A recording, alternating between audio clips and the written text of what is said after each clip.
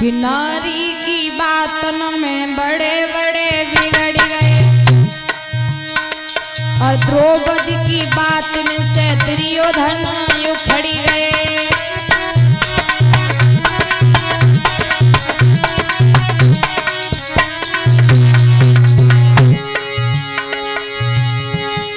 नारी की बातन में बड़े बड़े बिगड़ गए, द्रौपदी की बातन में दुर्योधन से उखड़ गए।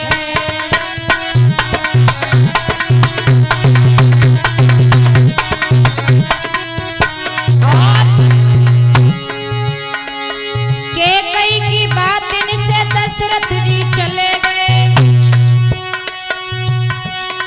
देखो श्री राम जी ने वन में बड़े दुख सहे और सीता की बातन में लक्ष्मण जी रोई गए। मंथरा की बुद्धि से सुख सारे सोई गए।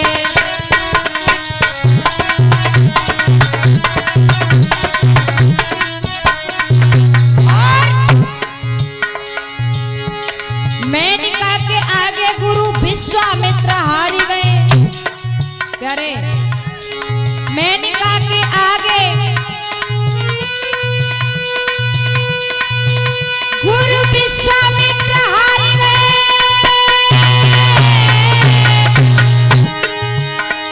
मेनका के आगे गुरु विश्वामित्र हार गए।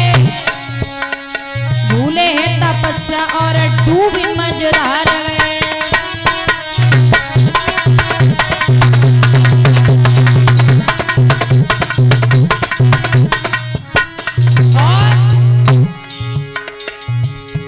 नारद से ऋषि जो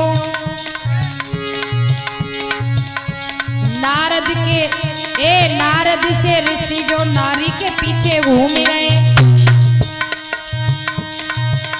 और आज से तो कहा कहें जाने कितने मोती चूम गए।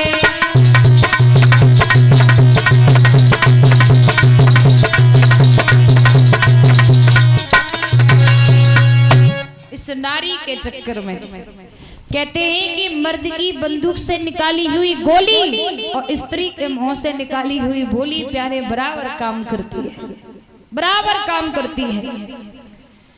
और जैसे ही दुर्योधन ने सुना कि द्रौपदी कह रही है अंधन के अंधा होते हैं, अब तो दुर्योधन के आंखों में लोहू के खतरे आ गए।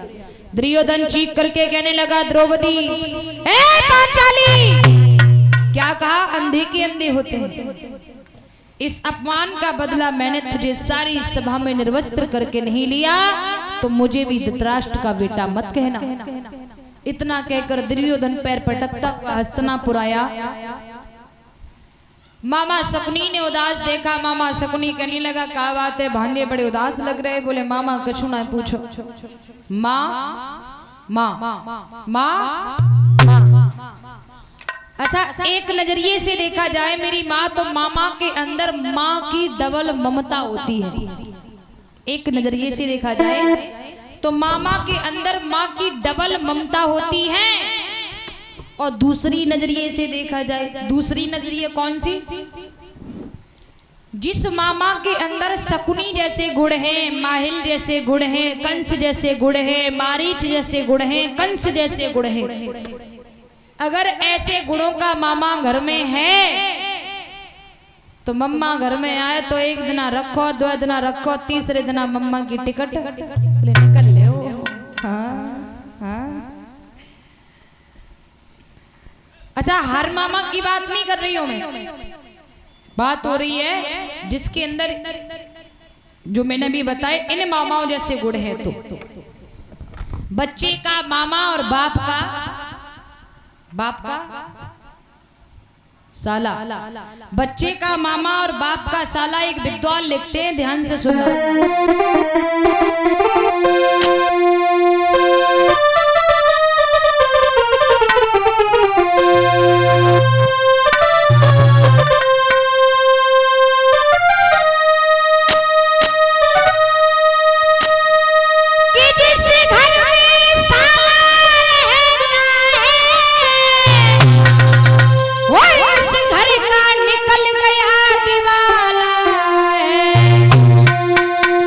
साला, बच्चे का मामा और बाप का हाँ।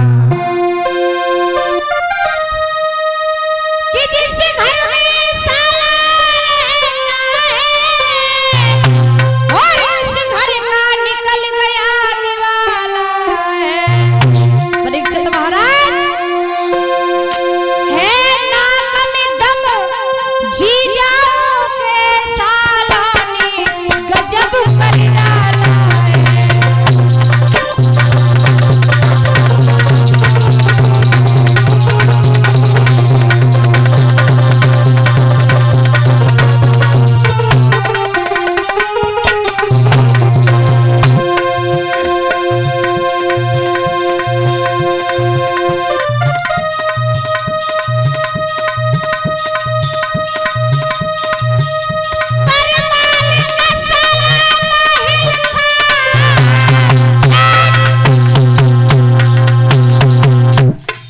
परमाल का साला कौन था?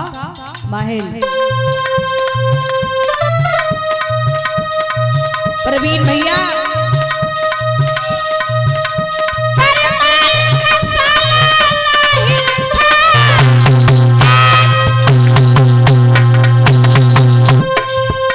दिन रात लड़ाई करवाई, अरे बड़े बड़े योद्धा मारे, आला उदल ले गड़वाई।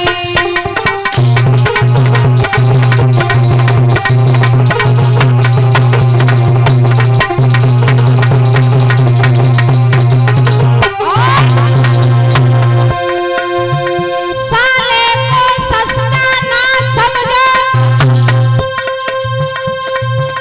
ये साला गरम मसाला है नाक में दम जीजा के सालों ने गजब कर डाला है।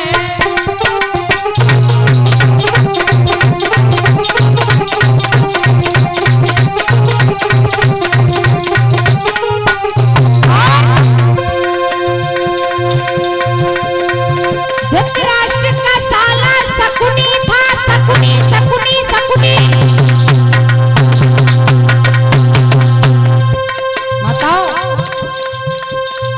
धृतराष्ट्र का साला शकुनी। धृतराष्ट्र का साला शकुनी था, शकुनी शकुनी शकुनी। जाने महाभारत में करवाई, अरे बड़े बड़े योद्धा मारे, जाने द्रौपदी नंगी करवाई।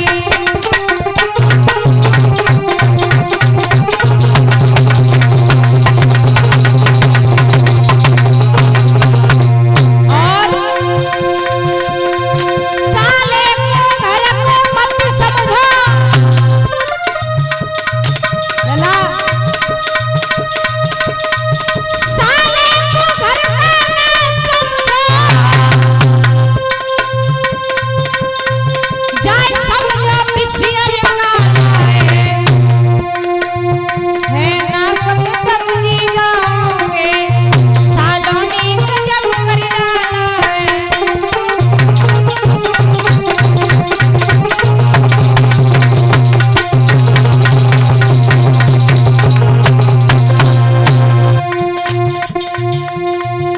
ये तो बाप के साले की बात है। बाप का साला यानी बच्चे का मामा। एक विद्वान कहते हैं, ऐसी बात बतावी तुमको, निक बात को ध्यान लगी, कुशल चाहो जो जीवन में मामा से बच के रहियो।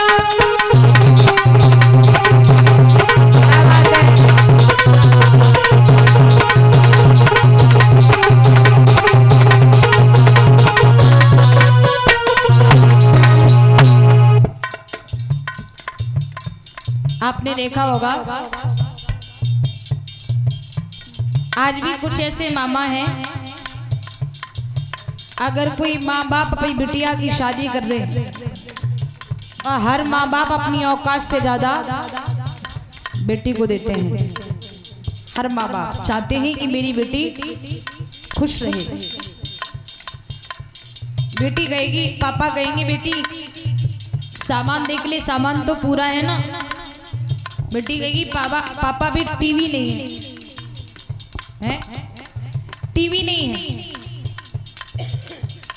बेचारा बाप अमीरों के घर पर जाएगा, हाथ जोड़ेगा, भैया 50,000 रुपए दे दो, बेटी को टीवी और देनी है, एक एक पैसा आपका अदा कर दूंगा। ये होता है पिता। बाप 50,000 रुपए कर्जा लेके आया बेटी की टीवी के लिए, तब तक लली को मामा आएगा, ये नातेदार पागल है गई, क्या बात है? बोले क्यों? सब छोरी को ही बांध दे रहे, छोरा के लिए निकाद रहने दो, छोरा की तरफ तो देखो सही, सब छोरी को ही दे दे रहे। एक विद्वान लिखते हैं, लड़की वालों दान करते हैं जाकी जितनी सामा, बीच में आई के बोल सुनावी खास लली गई मामा।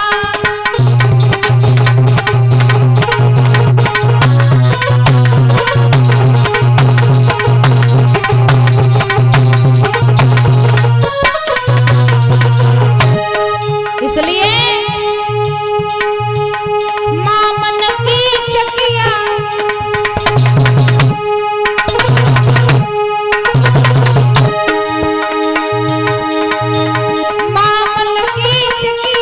चली रही है, सब बच बच रही हो भैया। मामन की चकिया चली रही है, तुम पिसमती रही हो भैया।